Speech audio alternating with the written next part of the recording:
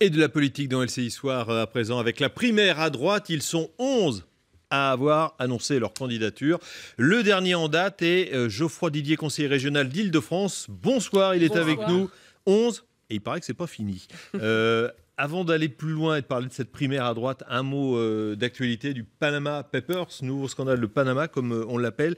Les révélations vont se poursuivre. Il paraît que demain, on devrait annoncer le nom d'un parti politique français qui pourrait être impliqué dans ce scandale.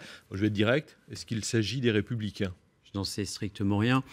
D'abord, bravo au journalisme d'investigation, parce que c'est grâce à eux, c'est grâce à tous ces journalistes qu'on va réussir à mettre la pression aujourd'hui sur le Panama. Il faut aujourd'hui accélérer énormément l'échange d'informations financières. Il y a des pays qui se sont déjà mis d'accord pour le faire. Il y a d'autres paradis fiscaux qui ont maintenant cédé et qui donnent leurs informations. Le Panama restait un mauvais élève.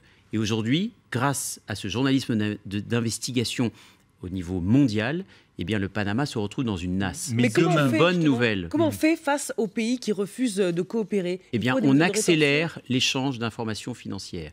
Il y a 51 pays qui se sont mis d'accord dans le cadre de l'OCDE en 2014 pour échanger leurs informations financières à partir de 2018. Il faut le faire vite. Mais c'est toujours pareil avec l'action publique. Qui traînent la jambe. Mais exactement. Mais c'est toujours pareil avec l'action publique. Pour ne citer que lui, c'est qu'on se met d'accord sur des règles, comme en France. On vote des lois, mais l'application, ça vient bien longtemps après. C'est la même chose. Il faut aujourd'hui, lorsqu'on agit publiquement, lorsqu'on fait des lois, par exemple en France, qu'elles soient appliquées immédiatement. C'est la raison, c'est une transition, mais c'est la raison aussi pour laquelle moi je suis favorable à ce qu'une loi devienne caduque si ces décrets d'application ne sont pas pris dans les 3 mois.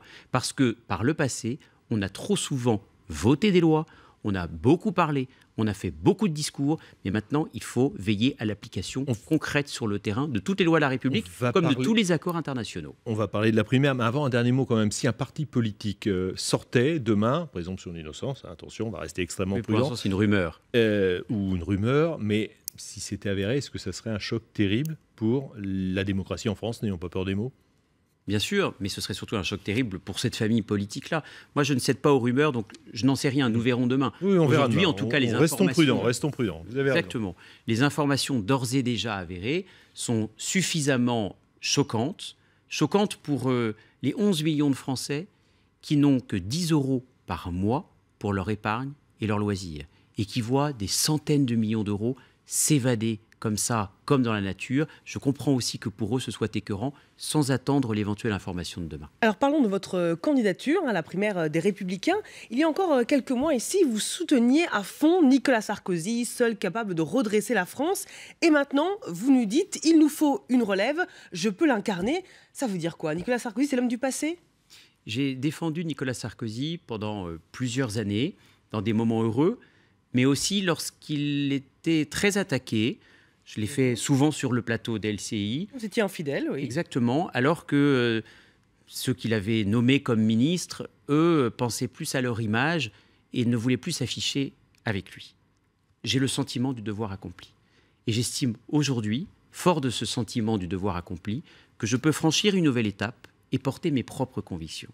Lorsque j'ai fondé la Droite Forte, il y a plusieurs années, qui est devenu le premier mouvement militant de ma famille politique, c'était déjà le signal d'une relève.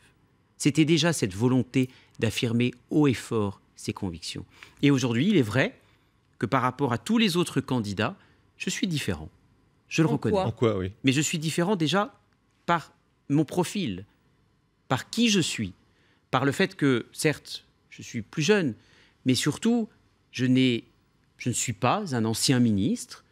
Est-ce que c'est bien ça, ce manque d'expérience, pas ministre, pas député? J'ai l'expérience de la vie, puisque j'ai un engagement public, je suis vice-président de la première région d'Europe, et en même temps, j'exerce un métier, je suis avocat, je suis en contact tous les jours avec les entreprises, parce qu'en réalité, j'ai refusé de dépendre du système politique, j'ai refusé la professionnalisation de la vie politique, car je crois qu'il faut faire surgir de la société civile dans le débat politique. Est-ce que ça suffit pour se différencier des autres? Je dis juste que ce que l'on incarne, vous vous ressemblez quand même. Ce que l'on incarne est très important.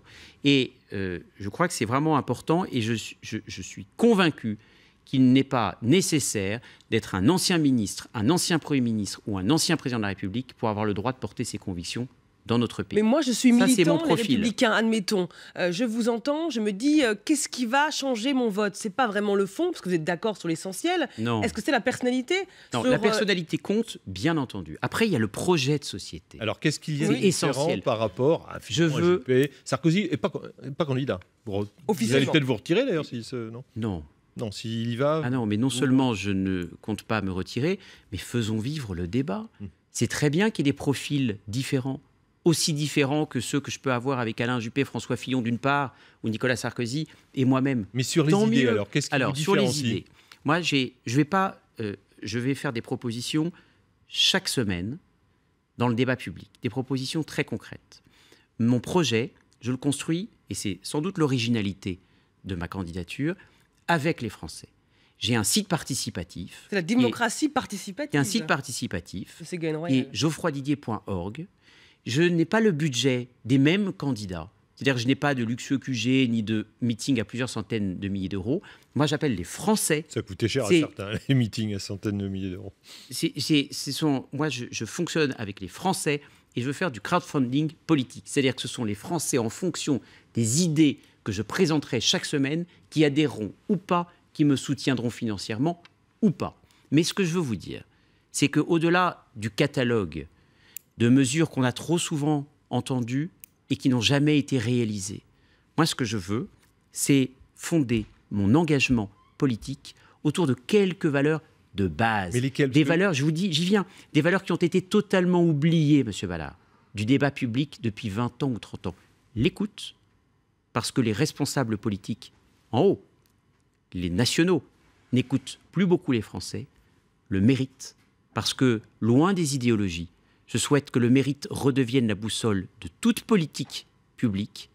Et enfin, le respect, parce qu'on est dans une société où l'on ne respecte plus grand monde, où l'on ne respecte plus les personnes les plus exposées à la crise, les plus fragiles, les personnes âgées, les personnes handicapées. Mais ces valeurs ne sont pas portées par les autres candidats, par Nicolas Sarkozy, en tout cas, je par les exemple porte moi-même. Et pour transmettre le respect, par exemple, je souhaite une scolarité obligatoire dès l'âge de 3 ans, parce que je pense que tout se transmet très vite. Pour imposer le mérite dans toute politique publique, je souhaite, par exemple, que la préférence au mérite dans toute politique publique, je dis que travailler doit toujours permettre d'avoir plus d'argent que de vivre de l'inactivité. C'est la raison pour laquelle je souhaite que l'ensemble des allocations, toutes comprises, n'excèdent jamais 75% du SMIC. Aujourd'hui, il y en a qui le disent déjà. Mais qui ne l'ont pas fait, monsieur Ballard. Non, mais il y en a qui sont les starting blocks. Les slogans, c'est terminé. S'ils arrivent les slogans, c'est terminé. Le blabla, c'est terminé. Si tous ceux qui avaient gouverné jusqu'ici avaient si bien réussi, ça se saurait. Je ne serais pas candidat et vous ne seriez pas là ce soir pour m'interroger. Et justement, donc moi, ce que je veux vous dire, c'est que il y a un décalage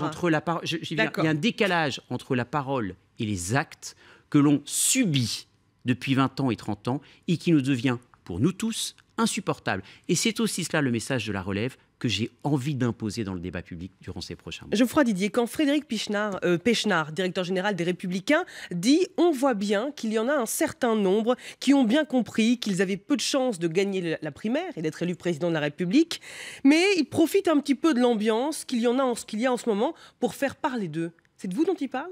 Je crois que c'est très important que dans une compétition interne, il n'y ait jamais de mépris d'un candidat par rapport à un autre. Parce qu'en réalité, si on méprise l'un des candidats, ce sont les Français que l'on méprise. Les Français sont libres, ils choisiront souverainement. Moi, ce que je dis, c'est que j'ai le droit, moi aussi, de porter mes convictions. Et je ressens aussi tous ces Français qui, dans leur entreprise, dans leur vie personnelle, sentent comme un plafond de verre qu'ils ont envie de faire exploser. Eh bien, ce que je propose, c'est de faire sauter les verrous les uns après les autres et que certains candidats ne considèrent pas que oui, on fait la démocratie, mais qu'en réalité, tout ça doit être verrouillé, rester entre eux. On expliquerait, monsieur Ballard, qu'il y a la démocratie pour tout le monde et qu'en réalité, il faudrait absolument faire partie du club des anciens ministres ou anciens premiers ministres pour avoir le droit d'être candidat. Message est Eh clair, bien, je pense. justement, c'est ce que les Français ne veulent plus. On l'aura compris. Est-ce que ça ne traduit pas quand même un manque de leadership, pardon, le mot n'est pas très français, à droite en tout cas? Il y a 11 candidats, sans compter Nicolas Sarkozy, sans compter d'autres qui vont se déclarer dans les jours qui viennent. 11 candidats déjà. Et tant mieux.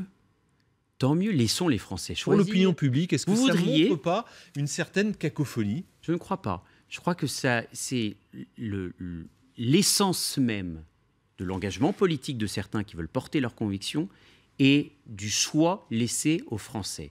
Les Français vont pouvoir dire « Tiens, celui-là, il me parle un peu plus que les autres, parce que les autres, je les ai tellement entendus, mais ils n'ont tellement pas fait ce qu'ils avaient dit, qu'enfin, il y a la diversité de profils.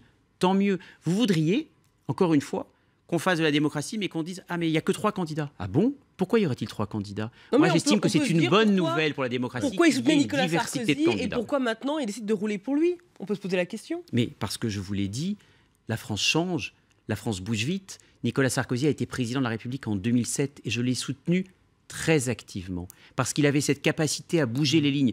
Nous sommes en 2016, ça fait 9 ans. Imaginez comment la France a évolué en 9 ans. Tout a changé. Il y a le terrorisme, il y a l'ubérisation de la vie, même quotidienne. Donc, si on n'a pas aujourd'hui un candidat de notre temps un peu plus jeune, un peu plus neuf, eh bien, il ne faudra pas s'étonner aussi que des jeunes soient tentés par l'aventure extrémiste et qu'un Français sur 2 ne vote plus aux élections intermédiaires. Voilà, et pour terminer, on va regarder, je ne sais pas s'il est prêt, ce sondage BVA. 63% des personnes interrogées pensent qu'il y a trop de candidats pour cette primaire, 27% il y en a déjà suffisamment. Peut-être trop de Bon. candidats, mais les autres, pas moi. C'était avant.